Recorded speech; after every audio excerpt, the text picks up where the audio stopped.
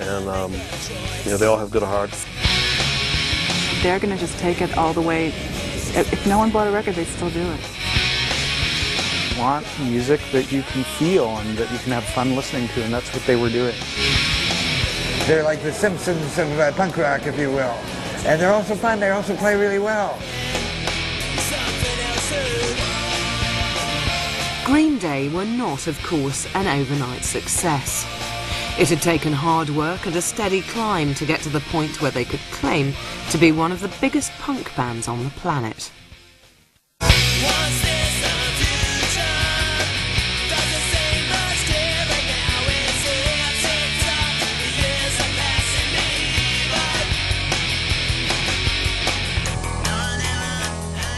Our story begins in Rodeo.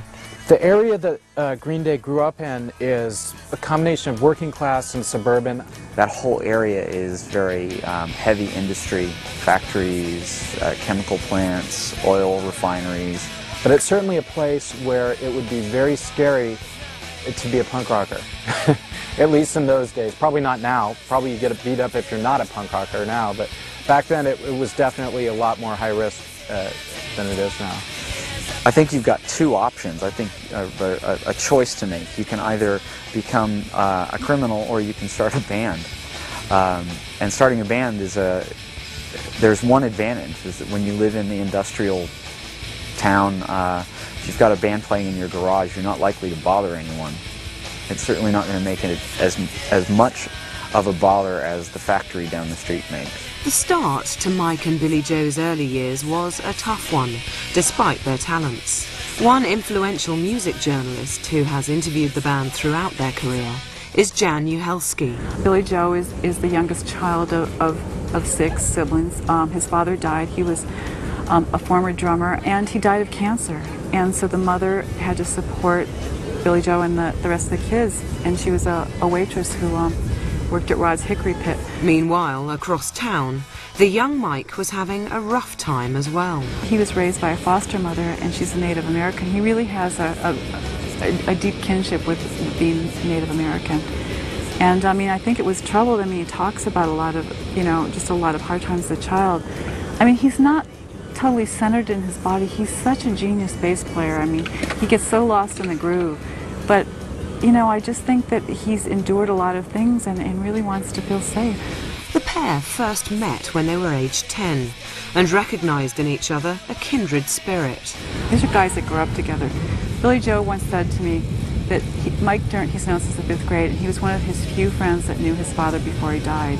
I mean, there's a bond like that you just can't break. At age 15, Mike moved in with Billie Joe's family, and to support themselves found jobs at Rod's Hickory Pit. He and Mike Dirnt both worked as busboys there. So, I mean, they shared a lot of those things. I mean, they started their band, the two of them, when they were 15 years old. So they've gone, through so much together.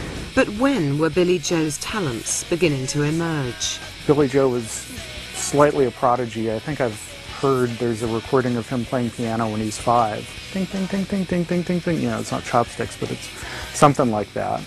And so I think he's actually maybe classically trained.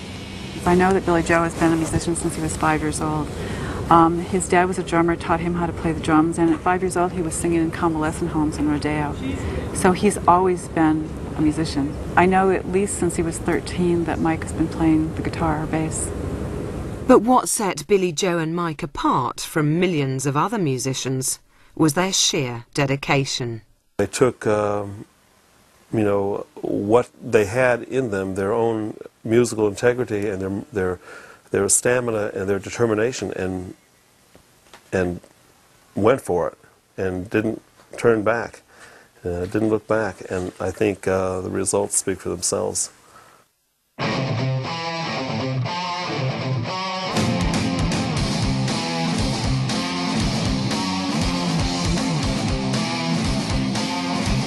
And so it was that in 1987 they managed to recruit drummer John Kiftmeyer and began playing as a proper band, Sweet Children, and would play wherever they could be heard. They were very cute, they were very young, and they were part of a scene that a lot of other bands were in that we were into.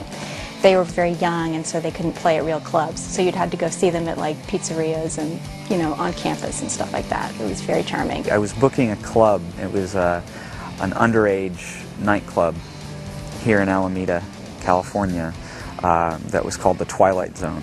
And I booked a band called Sweet Baby Jesus, and they asked me if they could have some of their friends on the show. I said, sure.